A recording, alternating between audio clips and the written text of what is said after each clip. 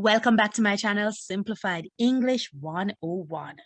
If you are new to this channel, please remember, like this video, leave a comment. Do not forget to subscribe to my channel and ring that good old notification bell so that you can be informed when a new video is posted. In today's lesson, we are going to focus on the written report for the English Language SBA. In this video, I'll explain what a written report is, provide you with detailed explanation of what to write for each paragraph, as well as a sample written report. Let's begin. One challenge that many students have is understanding their role in this part of the SBA. Basically, what are they supposed to do? What should they write? And how should they write it? First of all, you need to understand what a written report is and what the written report for the SBA expects of you. It is a group piece and it is valued at 10 marks. It is one of the few pieces in the SBA that carries this weight. Secondly, it is an explanation and a summary of the processes, procedures, and outcome used to select 3 artifacts. Remember, you are working in groups of 4 and 5. As such, you at any point in time will have 12 to about 15 artifacts.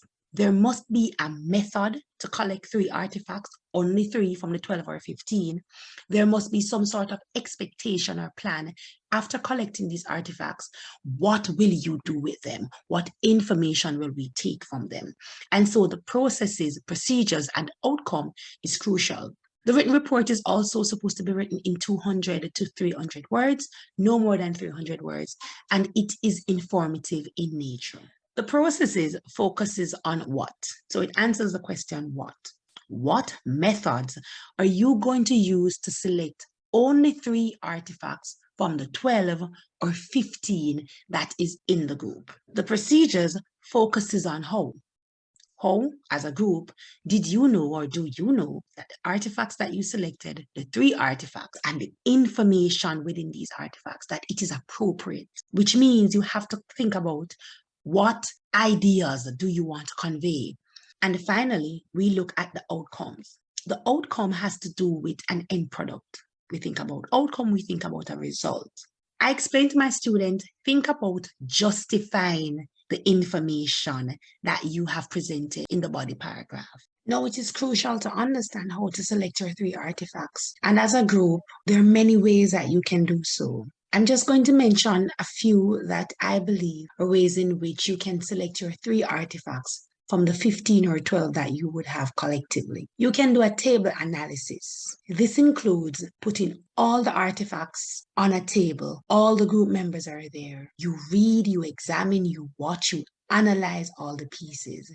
And then you will say, okay, let us select this one, let us select this one, let us select this one. In selecting the pieces, what message, what idea, what information do you want to present? So a table analysis is one way that you can do so. You can also select your 3 artifacts by examining the sub-themes that probably present current ideas, or selecting a particular sub-theme that you find interesting. And from that sub-theme, you would now find an artifact that would relate to the interest that you have, or the idea that you have, or the concern that you have. You can also select your 3 artifacts by looking at the similarities and differences in the artifacts.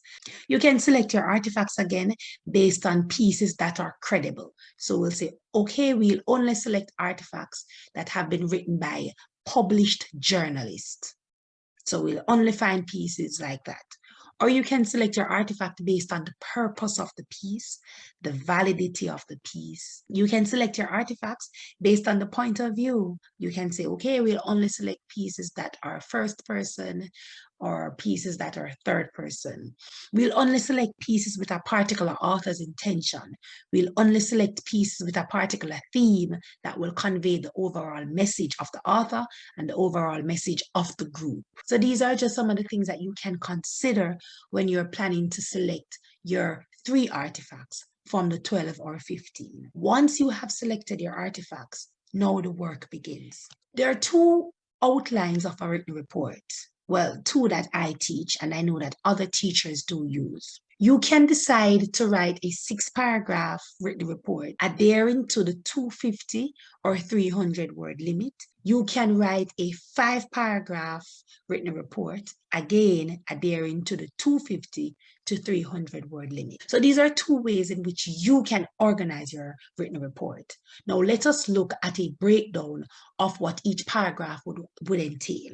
Your paragraph 1 focuses on the description of the process. And we looked at the process earlier, where we stated that the process has to do with how the group selected a particular or the 3 artifacts. Of course, you're expected to write in paragraphs. So paragraph 1, you're going to state how the group was formed, the theme selected, and why. That is basically 2 sentences.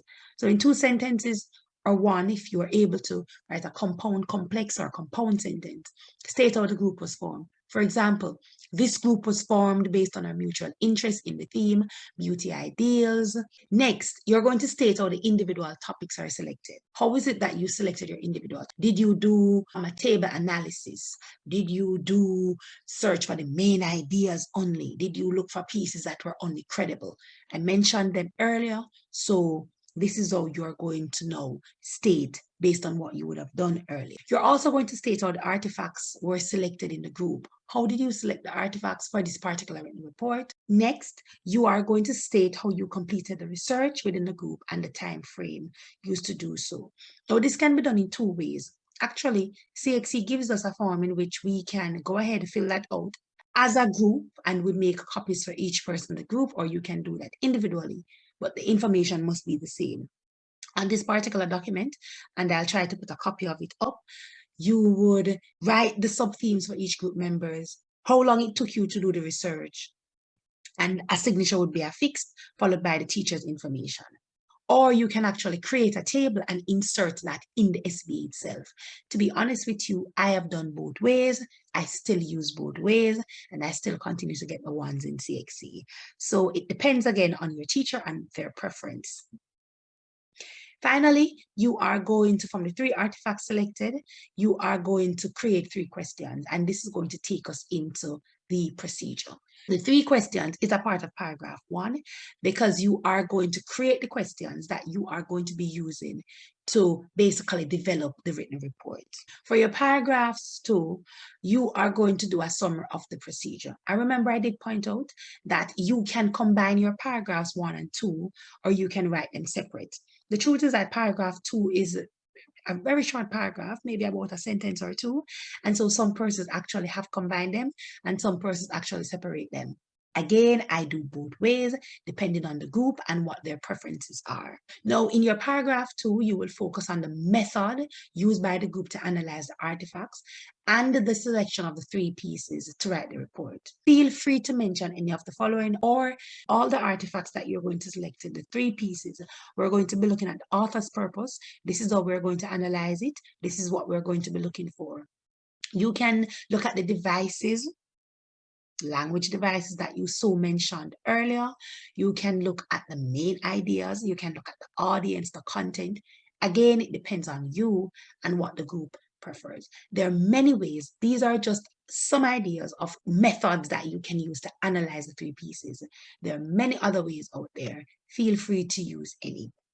Now, once your paragraph 2 is done, or your paragraphs 1 and 2 are combined, but once it is done, we move on to the paragraphs 3, 4, 5, or if you're using the other way, paragraphs 2 to 4. Now, let us look at a sample of what the paragraphs would look like, paragraphs 1 and 2 combined, or paragraph 1 and 2 separated.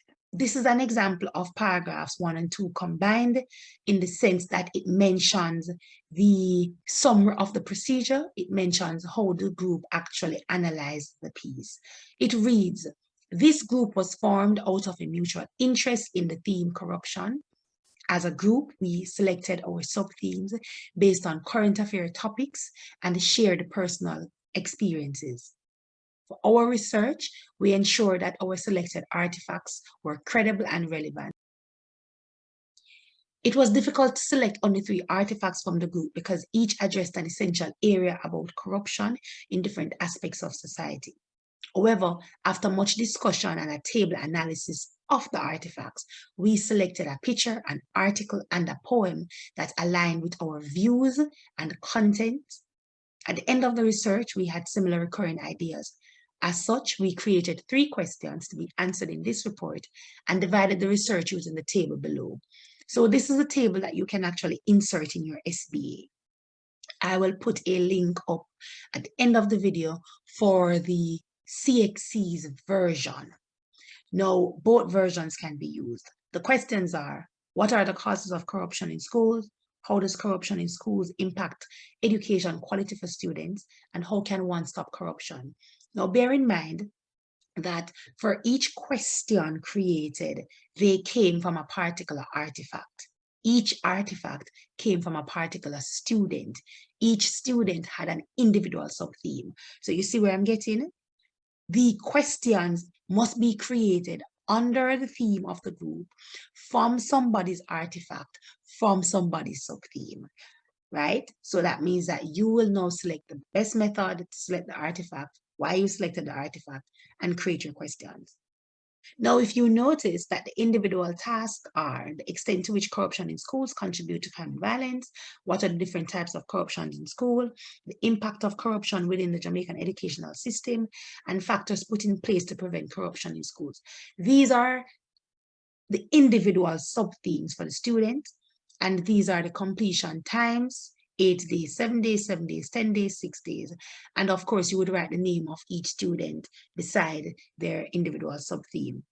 Now, if you notice that question 1, what are the causes of corruption in school, aligns with the individual sub-theme of what are the different types of corruption. So the types of corruption clearly would give information on the causes of corruption. And this question is therefore taken from an artifact from this student. Now, if you notice that the second question is taken from the third individual sub-theme, which is the impact of corruption within Jamaican educational system. How can one stop corruption in schools? This is taken from the last student's work, which is factors put in place to prevent corruption in school. So notice that you can either reword the sub-themes to create your questions, or the questions can be taken from an artifact based on the main ideas presented. Now, this is just a sample of what your paragraph 1 looks like, basically paragraph 1 and 2 combined. The information presented in both samples are the same, with minor exceptions. 1, that they are 2 paragraphs. 2, that the first sample mentions the credibility and the table analysis, as you can see, while in this particular one, it does so in a separate paragraph. In the first one, it gives you the table, and in the second one, there is no table, meaning that in this particular one, I would be using the CXC's copy of the table at the end of the SBA. Now, the paragraph is the same, as I said before, with the exception of the bottom of the second paragraph, which is paragraph 2, which focuses on the summary of the procedure. It reads, as a group, we used a table analysis to select our 3 artifacts. We wanted to ensure that our group's response to the questions shows credibility, purpose, and consideration for audience. As such, we decided to focus on each artifact's audience, content, tone, and style. So this is how we're basically going to be analyzing the 3 pieces. Now, these are just samples of our paragraphs 1 and our 2. Now that we have that out of the way, let us look at responding to the outcome. Paragraphs 3 to 5 or paragraphs 2 to 4, whichever organizational pattern you want to use. For these paragraphs, you will focus on the group's responses to 3 questions created from the 3 artifacts. And remember, we have 3 questions created. Let us just quickly go back to the 3 questions. The 3 questions are, what are the causes of corruption in school? How does corruption in schools impact education quality for students? And how can one stop corruption in schools? These are the 3 questions. Now, we're going to be writing our answers to the 3 questions here. You are going to give your responses or present the information from the 3 pieces. Feel free to examine and discuss the reliability, credibility, and even the validity of the pieces. As such, each group will be asked to 1, discuss any new information discovered. You're going to explain the information found, if it supports or if it refutes any ideas or views that you might have as a group. You're going to discuss the outcomes or findings of the topic, and you're going to make necessary justification or conclusions. Basically, your idea or overall idea of the piece. Remember that you're expected to make reference to the artifacts. You're expected to use in-text citation from each artifact, and you're expected to use the MLA style of referencing. Now, if you don't know how to do this, I have made a video showing you how to do this. I'll put a link in the description for you. Now, let us look at a sample of the outcome paragraphs. Now, just like any paragraph that you would write, you're expected to have a topic sentence. Basically, use the peel technique. It makes it easier. Make the point you want to make, explain the point you want to make, use in-text citation, make your justification. So, this says, though corruption exists in all schools, its main cause is often unknown. As tabooed as it is, corruption ranges from cheating, bribery, academic violations, teacher appointments, to embezzlement, nepotism, among many others. This is the explanation. Now, this is the evidence taken directly from the artifact. In this case, it's an article.